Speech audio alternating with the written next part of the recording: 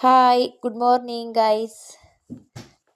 ಈಗ fresh up ಆಗಿ ನಮ್ಮನೆಯವರಿಗೂ ಲೋಟ ಕಾಫಿ ಮಾಡೋಣ ಅಂತ ಬಂದೆ. ನಮ್ಮನೆಯವರು ಅವರೆಲ್ಲ ಹೊರಗಡೆ ಹೋದರು. ಅವ್ರು ಬರೋಷ್ಟೊತ್ತಿಗೆ ಬಾಗಿಲು ನೀರು ಹಾಕಿ ರಂಗೋಲಿ ಬಿಟ್ಟು ನಾನು ಒಳಗಡೆ ಹೋಗಿ ಕಾಫಿ ಮಾಡೋಣ ಅಂತ ಹೋಗ್ತಾ ಇದ್ದೆ. ಕಾಫಿ ರೆಡಿ ಆಯಿತು, ನಮ್ಮನೆಯವರು ಬಂದರು, ಅವರಿಗೆ ಕಾಫಿ ಕೊಡೋಣ ಅಂತ ಹೋದೆ.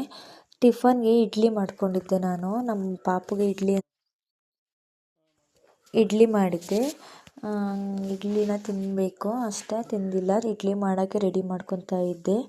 ಇಡ್ಲಿ ಮಾಡಬೇಕು. ನನ್ನ ಮಗಳು 3 ದಿನದಿಂದ ಸ್ಕೂಲಿಗೆ ಹೋಗಲ್ಲ ಇವತ್ತು ಸ್ಕೂಲಿಗೆ ಅಂತ ಫುಲ್ ಹಠ ಮಾಡ್ತಾ ಇದ್ಲು. ಅವಳನ್ನ ಅವ್ರ ಅಪ್ಪನ ಜೊತೆ ಕಳಿಸ್ಕೊಂಡು ನಾನು ಬೇರೆ ಕೆಲಸ ಮಾಡೋಣ ಅಂತ ಬಂದೆ. ನನ್ನ ಮಗ ಅಕ್ಕ ಬೇಕು ಅಂತ ಅಳ್ತಾ ಇದ್ದ. ಅವನಿಗೆ ಸಮಾಧಾನ ಮಾಡೋಷ್ಟೊತ್ತಿಗೆ ನನಗೆ ಸಾಕಾಗೋಯ್ತು. ಅವನು ಸಮಾಧಾನ ಮಾಡಿ ಅವನು ತುಂಬ ಅಳ್ತಾ ಇದ್ದ. ಅವನು ಸಮಾಧಾನ ಮಾಡಿ ಮುಂದೆ ಪಾತ್ರೆ ಎಲ್ಲ ತೊಳ್ಕೊಂಡು ನಾನು ಹಾಲು ಕರಿಯೋಕ್ಕೆ ನಮ್ಮನೆಯವ್ರಿಗೆ ಪಾತ್ರೆ ಎಲ್ಲ ಕೊಟ್ಟೆ. ಮನೆ ನೋಡಿದ್ರೆ ಹಿಂಗೆ ಮಾಡಿ ಇಟ್ಟಿದ್ವು. ಎಲ್ಲನೂ ಕ್ಲೀನ್ ಮಾಡೋಷ್ಟೊತ್ತಿಗೆ ಸಾಕಾಗೋಯ್ತು. ಕ್ಲೀನ್ ಮಾಡಿಟ್ಟು ಇವತ್ತು ಸೋಮವಾರ ಬೇರೆ ನೆಲೆಲ್ಲ ಒರೆಸ್ಕೊಂಡು ಕ್ಲೀನ್ ಮಾಡಿ ನಮ್ಮನೆಯವರು ಹೊರ್ಗಡೆ ಹೋಗ್ತೀನಿ, ಹಸು ಹಾಲು ನೀನೇ ಕರಿ, ನನಗೆ ಆಗಲ್ಲ ಅಂದರು. ಒಂದು ಹಸು ಹಾಲು ಇವರೇ ಕರ್ಕೊಡ್ತಾಯಿದ್ರು. ಅವರು ಅದನ್ನು ಕರೆದು ಅವರು ಕೊಟ್ಟು ಹೋದರು.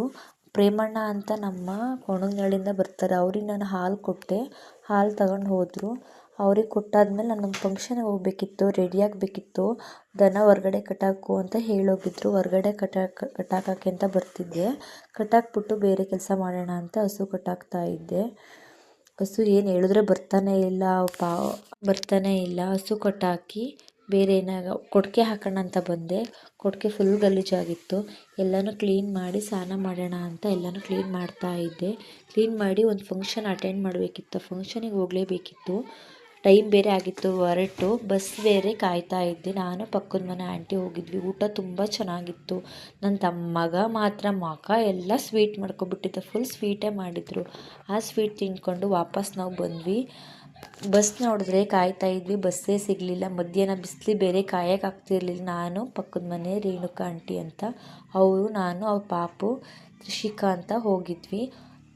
ಹೋಗಿ ಬಸ್ ಬರ್ತಿರಲಿಲ್ಲ, ಕಾಯ್ದು ನಾವು ಬಂದ್ವಿ. ಇವತ್ತಿನ ಮಿನಿ ಬ್ಲಾಗ್ ಮುಗೀತು. ಇಷ್ಟ ಆದರೆ ಲೈಕ್ ಮಾಡಿ, ಕಮೆಂಟ್ ಮಾಡಿ, ಶೇರ್ ಮಾಡಿ.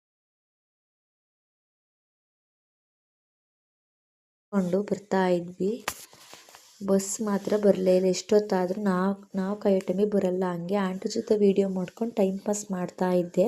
ಅಷ್ಟೊತ್ತಿಗೆ ಬಸ್ ಬಂತು, ಹತ್ಕೊಂಡು ನಮ್ಮೂರಿಗೆ ನಾವು ಬಂದ್ವಿ. ಇವತ್ತಿನ ಆಗಿತ್ತು ನಮ್ಮ mini blog. Bye. Thank you so much. ಹಿಂಗೆ ಸಪೋರ್ಟ್ ಮಾಡಿ ನನ್ನನ್ನು. ಬಾಯ್.